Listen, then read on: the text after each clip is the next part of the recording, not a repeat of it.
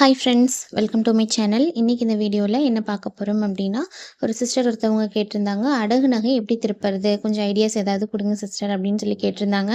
So இன்றைக்கி அதை பற்றி தான் பார்க்க போகிறோம். ஒரு 5 டிப்ஸ் நான் இந்த வீடியோவில் சொல்லியிருக்கேன். அது என்ன அப்படிங்கிறத பார்க்கலாம். அதுக்கு முன்னாடி என்னோடய வீடியோஸ் நிறைய பேர் பார்க்குறீங்க, நிறைய பேர் சப்ஸ்கிரைப் பண்ணியிருக்கீங்க. எல்லாருக்கும் ரொம்ப ரொம்ப தேங்க்ஸ். இப்போ தான் நீங்கள் என்னோடய வீடியோ ஃபஸ்ட் டைம் பார்க்குறீங்க அப்படின்னா ஸ்கிப் பண்ணாமல் ஃபுல்லாக பாருங்கள். என்னோடய ஐடியாஸ் அண்ட் டிப்ஸ் உங்களுக்கு பிடிச்சிருந்தது அப்படின்னா நீங்கள் சப்ஸ்கிரைப் பண்ணி சப்போர்ட் பண்ணுங்கள். வாங்க வீடியோக்குள்ளே போகலாம். இப்போது நம்ம ஒரு 1,00,000 ரூபாய்க்கு நகை அடகு வச்சுருக்கோம் அப்படின்னா எத்தனை சவரன் வச்சுருப்போம்? ஒரு 2.5 சவரன் இன்னைக்கு நிலைமைக்கு ஒரு 2.5 சவரன் நம்ம வச்சோம் அப்படின்னா தான் நமக்கு 1,00,000 ருபீஸ் நம்ம கையில் கொடுப்பாங்க பேங்க்கில். நான் சொல்கிறது ஐஓபி பேங்க், கனரா பேங்க் இந்த மாதிரியான கவர்மெண்ட் பேங்க்ஸில் நான் சொல்கிறேன். அங்கே 8% இன்ட்ரெஸ்ட் கொடுக்குறாங்க. ஸோ நம்ம கோல்டு லோன் அப்படின்னு போனாலே 8% இன்ட்ரெஸ்ட் தராங்க. ஸோ நம்ம இப்போ வைக்கிற அமௌண்ட் 1,00,000 வைக்கிறோம் அப்படின்னா அதுக்கு 8% 8,000 ரூபா வட்டி சேர்க்கும்போது டோட்டலாக நம்ம எவ்வளோ பே பண்ண வேண்டி இருக்கும் அப்படின்னா ஒரு வருஷத்தோட எண்டில் 1,08,000 ரூபா நம்ம பே பண்ணுற மாதிரி இருக்கும். இப்போ லாஸ்ட்டாக கனரா பேங்க்கில் நான் லாஸ்ட் மந்தில் தான் போய் ஜுவல் ஒன்று அடகு வச்சேன். ஸோ அப்போது இந்த இன்ட்ரெஸ்ட் ரேட்டை தான் எனக்கு சொன்னாங்க. ஸோ அதை வச்சு தான் இப்போ உங்களுக்கு இந்த கால்குலேஷனை நான் சொல்கிறேன். இப்போ இதை எப்படி நம்ம திருப்பலாம் அப்படின்னா அதுக்கு ஃபஸ்ட்டு டிப் என்ன அப்படின்னு பார்த்தீங்கன்னா, அசல் ப்ளஸ் வட்டி ரெண்டையும் சேர்த்து நம்ம 12 மந்த்ஸுக்கு எவ்ரி மந்த்ஸ் நம்ம கட்டிகிட்டே இருக்கணும். இப்போ 12 மந்த்ஸ்க்குள்ளே கட்டணும். ஏன்னா இப்போ ஆர்பிஐ ரூல்ஸ் படி நம்ம என்ன நகை அடகு வச்சாலும் அது 12 மந்த்ஸ்க்குள்ளே நம்ம திருப்பி ஆகணும் அப்படின்னு புது ரூல்ஸ் கொண்டு வந்திருக்காங்க. ஸோ அதுக்கு தகுந்த மாதிரி நம்ம அமௌண்ட்டை பே பண்ணுறதுக்கு ப்ரிப்பேர் ஆகணும். இப்போ அசல் ப்ளஸ் வட்டி ரெண்டையும் சேர்க்கும்போது நமக்கு எவ்வளோ வருது அப்படின்னா 1,08,000 ரூபா வருது. இப்போ இதை 12 மந்த்ஸுக்கு நம்ம டிவைட் பண்ணும்போது 9,000 ரூபா வருது. அப்போ ஒரு மாதத்துக்கு 9,000 ரூபா நம்ம பே பண்ணணும் அப்படின்னா அதை நம்ம எப்படி சேவிங்ஸ் பண்ணலாம்? மாதம் 9,000 ரூபா அப்படிங்கிறது இப்போ ஹை சேலரி வாங்குறவங்க அப்படியே அதை 9,000 ரூபா அப்படியே அதை கட்டிடலாம். ஆனால் அதுவே கொஞ்சம் இன்கம் கம்மியாக இருக்கிறவங்க எப்படி அதை மேனேஜ் பண்ண முடியும் அப்படின்னா நம்ம வாரம் எடுத்து வைக்கலாம். வாரம் ஒரு 2,250 ரூபா எடுத்து வைக்கலாம். அப்படி இல்லைன்னா டெய்லி ஒரு 300 ரூபாய் எடுத்து வைக்கலாம். இந்த மெத்தடில் நம்ம அந்த அசல் ப்ளஸ் வட்டி ரெண்டையுமே சேர்த்து நம்ம கட்டிக்கிட்டே வரலாம். இப்படி கட்டும்போது நமக்கு அசல் வட்டி ரெண்டுமே கொஞ்சம் கொஞ்சமாக குறைஞ்சிக்கிட்டே வரும். இப்போது செகண்ட் மெத்தட் என்ன அப்படின்னு பார்த்தீங்கன்னா, அசல் மட்டும் கட்டுறது. என்னால் வட்டி அசல் ரெண்டையும் சேர்த்து என்னால் கட்ட முடியல, அது கொஞ்சம் கஷ்டமாக இருக்குது அப்படின்னா நீங்கள் அசல் மட்டும் கட்டிக்கிட்டே வரலாம். ஒவ்வொரு மாதமும் அசல் அமௌண்ட் மட்டும் நம்ம கட்டிக்கிட்டே வந்தோம் அப்படின்னா நமக்கு இன்ட்ரெஸ்ட் குறையும். ஏன்னா இப்போது 1,00,000 ரூபா வச்சுருக்கோம் அப்படின்னா அந்த 1,00,000 ரூபாவை 12ஆல் டிவைட் பண்ணும்போது ஒரு மாதத்துக்கு 8,333 ரூபா நம்ம கட்டுற மாதிரி வரும். ஸோ ஒவ்வொரு மாதமும் நம்ம 8,333 ரூபா கட்டிக்கிட்டே வந்தோம் அப்படின்னா ஒவ்வொரு மாதமும் நம்ம அசல் கட்ட நமக்கான வட்டி அமௌண்ட் குறைஞ்சிக்கிட்டே வரும். ஒவ்வொரு மாதமும் குறைஞ்சிக்கிட்டே வரும். இப்போ லாஸ்ட் மந்த் 12th மந்த் நான் 8,333 ரூபா கட்ட போகிறேன் அப்படின்னா அது கூட சேர்த்து அந்த 1 இயர்க்கான வட்டி அமௌண்ட் எவ்வளோ வருதோ அதை கால்குலேட் பண்ணி நமக்கு சொல்லுவாங்க. ஸோ அதையும் சேர்த்து நம்ம அந்த 12th மந்த் கட்டிட்டு நம்மளோட நகையை நம்ம திருப்பிட்டு வர மாதிரி இருக்கும். இந்த மெத்தடில் பார்த்தீங்க அப்படின்னா நமக்கு வட்டி அமௌண்ட் கொஞ்சம் கம்மியாகிக்கிட்டே இருக்கணும். அசல் மட்டும் எவ்ரி மந்த் கட்டிக்கிட்டே இருக்கும்போது நமக்கு வட்டி கொஞ்சம் குறையிறதுக்கு வாய்ப்பு இருக்குது.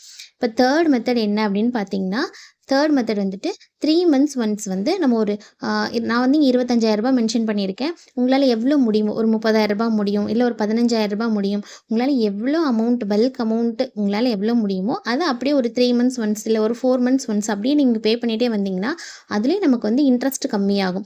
நான் இங்கே எக்ஸாம்பிளுக்கு 25,000 ரூபாய் போட்டிருக்கேன். ஒரு 3 மாதத்துக்கு ஒருக்க நம்ம 25,000 ரூபாய் கட்டும்போது ஃபஸ்ட்டு நம்ம 1,00,000 ரூபாய் வாங்கியிருப்போம். 3 மாதம் கழிச்சு 25,000 ரூபாய் கட்டும்போது நமக்கு 75,000 ரூபாய் தான் அசல் இருக்கும். மறுபடியும் 3 மாதம் கழிச்சு நம்ம கட்டும்போது நமக்கு 50,000 ரூபாய் தான் அசல் இருக்கும். அதுக்கப்புறம் 25,000 ரூபாய் தான் இருக்கும் அடுத்த 3 மாதத்தில். அப்போ லாஸ்ட் டியூ போகும்போது நம்ம 4th டியூ கட்டும்போது நம்ம கண்டிப்பாக கடன் முடிஞ்சிடும். ஸோ இப்படி நம்ம கட்டிக்கிட்டே வரும்போது நமக்கு இன்ட்ரெஸ்ட் அமௌண்ட்டு 8,000 ரூபாயிலேருந்து 5,000 ரூபாவாக குறையுது. இந்த மெத்தட் நான் ஃபாலோ பண்ணியிருக்கேன். இது எனக்கு ரொம்பவே யூஸ்ஃபுல்லாக இருந்தது இந்த மெத்தடு. ஸோ அதனால் நான் அதை உங்ககிட்ட ஷேர் பண்ணிக்கணும் அப்படின்றதுக்காக தான் இந்த மெத்தட் நான் உங்ககிட்ட சொல்கிறேன். இது எப்படி பல்க் அமௌண்ட் எனக்கு எப்படி கிடைக்கும் அப்படின்னு பார்த்தீங்கன்னா, இப்போ நீங்கள் டெய்லரிங் உங்களுக்கு தெரிஞ்சிருக்கலாம், நீங்கள் ஒரு டெய்லராக இருக்கலாம். ஒரு சீசன் டைமில் உங்களுக்கு நிறைய ஆர்டர் வரும் தைக்கிறதுக்கு. இல்லை டிரைவராக இருந்தீங்க அப்படின்னா ஒரு சீசன் டைமில் உங்களுக்கு நிறைய சவாரி கிடைக்கும். ஸோ இந்த மாதிரி உங்களுக்கு பல்கான அமௌண்ட் எப்போ கிடைக்குதோ அதை அப்படியே கொண்டு போய் நீங்கள் கட்டிடணும். இப்போ என்னை பொறுத்த வரைக்கும் நான் டியூஷன் எடுக்கிறேன். ஸோ சம்மர் கிளாஸஸ் எனக்கு நிறைய வருவாங்க பசங்க. ஸோ அப்போ அந்த டைமில் கிடைக்கிற அமௌண்ட்டை அப்படியே நான் இதில் கட்டிடுவேன். ஸோ இந்த மாதிரி தான் பல்க் அமௌண்ட்டை நம்ம கட்டி நகையோட அந்த அசலை குறைச்சி வச்சுக்கலாம். இப்போ நெக்ஸ்ட் மெத்தட் என்ன அப்படின்னு பார்த்தீங்கன்னா, 4த் ஒன் வந்துட்டு ஏலச்சீட்டு. ஏலச்சீட்டு போட்டு நம்மளால நகை கடன அடைக்க முடியுமா அப்படின்னு கேட்டா, கண்டிப்பா அடைக்க முடியும். இது வந்து நான் பண்ணல. என்னோட அம்மா எப்பவுமே பண்ணுவாங்க. இப்போ வீட்ல ஏதாவது ஒரு தேவைக்காக நகை அடகு வைக்க போறாங்க அப்படின்னா, அதுக்கு முன்னாடியே அவங்க வந்து ஏலச்சீட்டு போட்டுருவாங்க. ஏன்னா, ஏலச்சீட்டு எப்பவுமே லாஸ்ட்டா தான் எடுப்பாங்க. ஃபர்ஸ்ட்ல எடுத்தா ஏலச்சீட்டுல வந்து ப்ராஃபிட் இருக்காது அப்படின்னு சொல்லுவாங்க. நான் ஏலச்சீட்டு போட்டதில்ல. எங்க அம்மா தான் போடுவாங்க. அவங்க சொல்லி தான் நான் கேட்டுருக்கேன். ஸோ இந்த மாதிரி ஏலச்சீட்டு போட்டு லாஸ்ட்ல எடுத்து அப்படியே பல்க் அமௌண்ட்ட கட்டி நகைய திருப்பிருவாங்க. இந்த ஏலச்சீட்ட பொறுத்தவரைக்கும் நிறைய அட்வான்டேஜும் இருக்கு, டிஸ்அட்வான்டேஜும் இருக்கு. நம்ம வந்து ஏலச்சீட்டு யார்கிட்ட போடுறோம் அப்படிங்கிறத பார்த்து தான் போடணும். ஏன்னா, நெறைய பேர் வந்து இப்போலாம் ஏலச்சீட்டு வந்து நிறைய ஏமாத்திட்டு போயிடுறாங்க. ஸோ அந்த மாதிரி இதுலலாம் நம்ம மாட்டிக்க கூடாது.